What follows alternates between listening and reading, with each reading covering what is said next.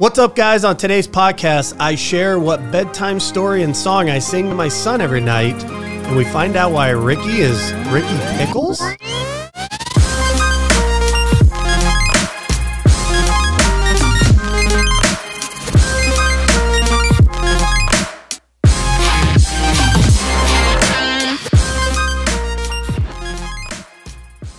What's up, Rick? What's up, Adam? It's not called the What's Up, Adam show. What's up, Grubb? Thank you. You even came up with the name. I know. Get into it. You could have said it to me as well. What's up, Grubb? What's up, Grubb? But it's not your podcast. It's not. It's not. It is today. Co. Yeah. Co. What's up, Grubb? Yeah. Feels good to be back. How'd you come up with the name, Rick? So people know you are the namer of the podcast. Yeah. Came to me in a dream. Really? Yeah. You dream about me on a podcast a lot? I do. Nice. Yeah. It's weird, but it happens.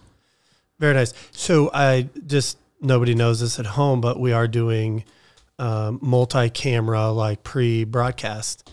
Pretty sure I'm camera one. Am I camera one? See camera two? Camera two. Lil Wayne's World. Camera one. Camera two. Camera one. Camera two. Camera one. Camera two. Camera one. Camera two. Camera one. All right, now that everybody's super dizzy. What's up with you, Rick? You just got back from like a 3-month vacation, right? Yeah, had a little Northwest How adventure. long were you gone so that people know you? One week in kind of the state of Washington, all over. From Seattle. The trip was specifically to go on a overnight backpacking trip through Olympic National Park, which was phenomenal. Did what's called the Seven Lakes Loop. It was about 19 miles total. Hiked out and stayed kind of at this place called Heart Lake. It was phenomenal. Nice. Who'd you go with? I gotta get you on the podcast to be able to find out what you're up to anymore, Rick. I know, it's good to schedule time with you. Who'd you go with? Went with buddy RJ Tercey and his wife, and then one of their friends, Stacy and Nelson. Nice. Yeah, and my girlfriend Amanda. And this is not glamping. This is full. It's full on camping. Yeah, in a tent. I mean, you pack everything you have on and put it on your back, and you head out. Tent, sleeping bag. It was fun. How many miles do you hike a day? This one we did 19 total. Oh, and 8-ish a day. Wow. Yeah. Tough terrain. So the beginning was uphill, which, can be tough, but it was a slow, steady upgrade. And then as you turned on day 2, there was a slight uphill and then really downhill from there. But the deceiving fact is the downhill can honestly be the hardest part. I've heard that. It starts to wear on the knees and the hips and kind of that extra weight of the pack coming down. It was grueling. And then there was kind of a lot of jagged rocks. So you kind of came out of this elevated pass and then came down into the forest again, which was pretty spectacular. And then we did a day hike in what's called the Hoh Rainforest, which is the, as far as I understand, the only temperate rainforest in North America. It's just due to where it sits. It was probably one of the coolest places I've ever been in my entire life. Are you watching the podcast? Do you like? I have been. What's been sort of your favorite? My favorite so far was the 1, 2, or 3. I really liked that. Oh, with that Jenny, was Coach super interesting. Baranchik. Yeah, I liked that a lot. She was great. She was great. Such good. Passion, insight. Absolutely. Yeah, it was cool. She was nice to listen to. Well, where are you at today? 1, 2, or 3? I'd say 2. 2. Headed towards a 3. It's playing that catch-up game. Yeah. Not a lot of time to be happy. Oh, well, thanks for coming on the podcast during your busy schedule. Right. Do you want to know what I did? Do you want to know what's up with me? Yeah, we're going to talk about you the whole podcast. I mean, we could. I could keep going. I got more stories, but what have you been up to? How's life? I went to my first Iowa Hawkeye football game in a long time. I saw this, yeah. I couldn't tell you the last time I went. But 2 things that were interesting. One, I took my son to his first game. So Georgia's 4.5, be 5 in April. That's exciting. So that was a ton of fun. I had never seen the Iowa Wave. I thought that was really neat. Yeah. Yeah. What was the catalyst for you never going back? Who did we lose to? I don't. Wisconsin? I don't know. I don't know that it was like a game or a moment as much it was a stage of life. You know, once we started having kids, and then I've had season tickets for the Chiefs, 6 seasons. Yeah. So this is my 6th season going to the Chiefs game. And I think the NFL product is better. I think the day-to-day, like game-to-game investment is way better. And it was weird not going to many college football games. I went to the game in Ames and then this one. And it was a gloomy day. It was Iowa-Purdue, which is, you know, both. Good game. Yeah. Homecoming. Good, yeah. And it's just so different. The product is different. The atmosphere is different. The feel is different. I mean, in a good way or a bad way? I'd say it's different. I mean, I definitely prefer the NFL game way better. Like not even close. What do you prefer? What was? Well, they're better. I mean, I think the players. I think the athleticism, the physicality, the game is better. Arrowhead is an almost impossible place to compete with in terms of a sporting atmosphere. Mm-hmm. The energy, just walking into the stadium is different. Yeah. But I hadn't been to Iowa City in a long time. I will say this though, and you know, Mom and Dad took us to games our whole life. Mm-hmm. One of my favorite things was going to Iowa City growing up. It's one of my all-time favorite memories. It's just a constant. And I didn't think about it. It never crossed my mind, but I'm standing there with George and the Hawks are walking through the tunnel and the gal sitting next to us said, "Oh, that's the team. They're walking through the tunnel now." And I'm like, "Yeah, George," you know, and the music's blaring and it hit me. I mean, it really did. It hit me that this was such an amazing, like so many amazing memories with my dad and family. And so now to do that with my son, it was pretty neat. That's special. He obviously didn't, you know, ultimately get the moment of it all, but I think he enjoyed being there. It was loud at moments for him. And then probably at the third quarter, he's like, "All right, Dad, I'm ready to go." And I was like, "Yeah, I gotta have him too," you know. But I don't know, the game, it's different. Yeah. The college game to me is different. I think the sort of brand of Iowa football, I mean, they scored, 1 touchdown in 4 games or some crazy deal like that? It's something like that. It's frustrating. I love Ferentz. I love Iowa football. I'm a huge Ferentz guy. And I think a lot of Hawkeye fans, if you say at the beginning of the year, we're going to go 8-3 and have an opportunity halfway through the season to compete for going to a Big Ten championship, you'd be like, "Yeah, sign me up." Mm-hmm. And that's where we're at.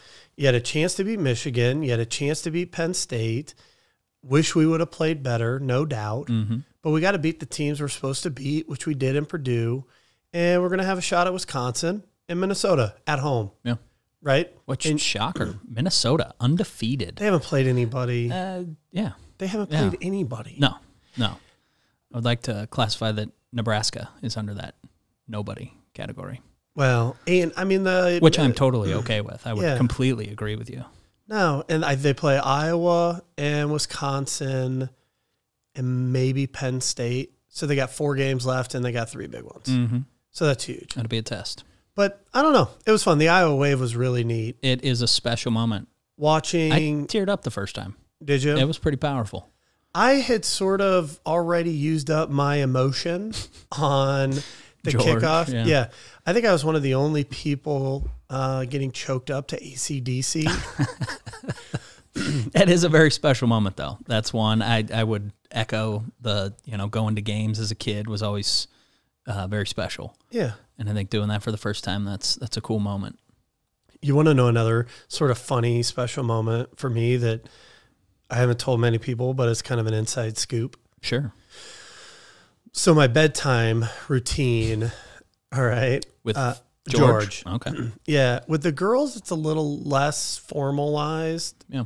But with George, it's the same 2 things. Sometimes we read books. Most often we read a book or 2. Mm-hmm. But bedtime always ends with a Jorgito the Burrito story. And singing him American Pie. Is this Jorgito Burrito a Like a published book? No. No. Fully made Is up. That you made up? Totally made up. Okay. And so I don't remember when it started, but it's been a while. And it's been like since he could communicate. And it would be like full on, Bert and Ernie are in this story every time. Okay. So Bert and Ernie knock on the door. That's how it starts. And sometimes I answer, mom answers. It's changes every time. Mm-hmm. But sometimes it's even really funny because I'll answer the door and then we can't find George and he's taking a dump or something. Mm-hmm. And he thinks that's really funny. So anytime I can insert like poop or fart, it's a winner. Kills. It's a winner. Every time. Key demo. And so, Bert and Ernie knock on the door. We get into some shenanigans. We ride our bike to the park. And then there's always a villain. Poison Ivy makes a lot of appearances. Joker. Lately, he's like, let's go to Ryan's house, which is like the kid on YouTube that with his mom and dad, he plays with toys or whatever. Okay. It's like every once in a while, Ryan makes like a cameo. Not McClintock. No. Okay. I don't even know the kid's last name, but anyways, he watches these videos on YouTube, and so there's some sort of shenanigans. The villain comes into the picture, and George has somebody go get him his magic bean burrito, and he takes a big bite, and he turns into Jorgito the burrito. And it's always like a build up to the moment of saying it. Yeah. And then we both are like, Jorgito the burrito. And then what's like double great about the story is like if grandma or mom or somebody else puts in the bed, they're terrible at Jorgito burrito stories. Yeah. So he's like, oh, tell me a Jorgito burrito story. And then they tell it and it sucks. And so then it's like our thing.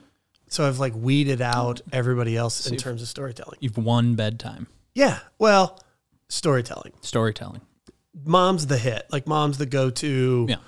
Put me to bed, and then we cry, and then we get in bed, we read a book, and then it's like, Dad, tell me a Jorgito burrito story. And it doesn't matter how tired. I mean, if you, Dad, Jorgito story. Like he can be so tired. And then it's always American Pie. And when he was little and it would be these long nights of trying to get him to bed, mm-hmm. I would just like panic. It'd be like, twinkle, twinkle. And I could never remember the melody. Mm-hmm. So I would get old of like Mary Had a Little Lamb or something, or You Are My Sunshine was a go-to.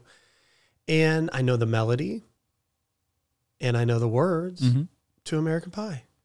And if I need 15 minutes, I got a full song, right? But we've got it down to where basically I get into like the second sentence of the second verse and lights out. Oh, great part to this story. So same thing. Bye-bye, Miss American Pie. Drove my Chevy to love you. Right? This will be the day that I die is how the chorus ends. Mm-hmm. Well, you don't say that to a 4-year-old. No. I've never said that. Mm-mm. This is when we go night-night. Fits pretty well. Duh, right? Yeah. So his grandma, Kook, Kathy, is putting him to bed one night and sings it and says it. Oh, no. This will be the day that I die. You're going to die? She looks at him like trying to take it back. He's like, why are you going to die? You're going to die? Am I going to die? Are we dying? Man. Yeah, like full on. That's a can of worms. Yeah. And so then she comes to me. She's like, why in the world does your kid want to sing American Pie? But it's pretty cute. I mean, he knows like long time ago. And he knows enough of the words that he knows like the key words now throughout it. But it's a good one. Yeah. That'll come in handy at bars later. This will be the day I go night-night. That's 2 moments that we've had dad moments. I feel like I remember, that's where I learned the words was from Dad. Yeah, that is a good point. 2 dad moments. A lot of people, I don't feel like a lot of people know the musical talents of Ron Grubb. No, it's pretty spectacular. I mean, that was if you are ever drunk and there's a guitar around, he will sing till he can no longer sing or until everyone falls asleep. Do you think he likes it better when it's his guitar or someone else's guitar? Someone else's guitar. Right. Every time. Every time. Yeah. Oh, I talked to Dad about coming on the podcast. Did I tell you this? No. And you'd be a great guest. He's got to come on. He's got to. He has to come on. Yeah. He started in right away on basically that he would tell me that he's like, well, I'd have to bring up, all the things you're doing wrong. What a sweetheart. So sweet. But I'm like, Dad, that's kind of why we want you to come on. Yeah. Yeah. That's what dads are for. Yeah. That dynamic. So are you going to maybe just haphazardly leave a guitar accidentally lying around? So that's how the conversation came up. He's like, I want to record a video of me playing a song. Yeah. And I was like, well, are we going to record like the 2 hours of you doing it? The full set? Yeah. Or just the perfect 3 minutes. And he's like, well, the perfect 3 minutes. Why? Yeah. I'm like, Dad, that's not the podcast. I like the full set. Yeah. Give us a whole, I want the olive oil song. I want the Bob and Tom classic hits, the Rodney Carringtons, American Pie, little Garth Brooks in there. Yeah. Could we do that, Andrew? Could we have him play guitar and get that whole thing set up? Yeah, of course. That's what we got to do. That would be fun. Yes. That would be fun. We're going to do like a little sit down guitar. Like I think you got to do it late night though. Oh, drinks involved. I think there needs to be. I think for his sanity. Really? Yeah. I don't know if he plays sober. I don't know if he knows how. Should we have like a party? Like it wouldn't just, I think he would feel more comfortable in a setting of other people. Yeah. And have the mics set up, camera set up, ready to go. We could do a little fireside storytellers version. Yeah. Maybe that's what we do. Instead of like a podcast like this sort of setup, we do like a storyteller version. What's Up, Grubb, Storyteller Edition with Ron Grubb. We could tell our favorite moments of him singing those songs. Yeah. So you said earlier about the olive oil, like his go-to songs are almost like a Weird Al sort of twist. Yeah, they all were made popular on Bob and Tom, which, again, another great dad moment was listening to Bob and Tom on the radio on the way to school. Yeah. Yeah. All right. Well, there you have it. I think we've sort of planned out the set. Yeah. And now I'm excited for this. Yeah. I think it'd be good. What else is going on in your life, Rick? Just back to the grind, back to working. Is it nice? I mean, it's not like you work when you're here, but no, I'm teasing. You do a great job. You're working hard. Is it nice to, like for me, I'm probably more of a glamper. Or I'm going to get you out in a tent one of these days. I would do that. Yeah. I'm not saying I wouldn't, but I would see the benefit of being in nature and being away from your phone and being in sort of more of a setting of that. It's an enjoyable disconnect, especially in the business that we're in of, you live and die by your cell phone. I mean, that thing is constantly ringing, texting, emails. It's kind of an endless barrage, and to take a minute to step back from it, disconnect, your phone doesn't work. That's probably my favorite part is you get out there and there is no service. There is no, so you're able to just kind of relieve yourself from it and enjoy the beauty that is nature. I think that's the tricky part, especially about real estate, is even when a realtor or a builder, speaking to Dad, right, like would go on vacation, it wasn't shutting off that switch. No. It wasn't shutting off the work switch, which I think you have to do. You don't have to do it for 5 or 10 days, but 2 or 3. And what's really going to go wrong in those 3 days, or especially as a realtor, you'd be surprised. but I think as a realtor, you got to have somebody that can take care of that. That you have your deals going, and they feel confident that that person is going to handle anything. I remember one time I went to Idaho with the Lindsay family. Oh yeah. And I left my phone on the counter, and I called Matt Anderson, and I said, "Hey." On purpose, or? He was my manager at the time. No, one of my you favorite. left your phone on the counter on purpose or 100%, accidental? 100% on purpose. I'm disconnecting, yeah. Yep. And I called Matt. I talked through the deals. I emailed all my clients and said, hey, and at the time I had like 3 or 4 deals going.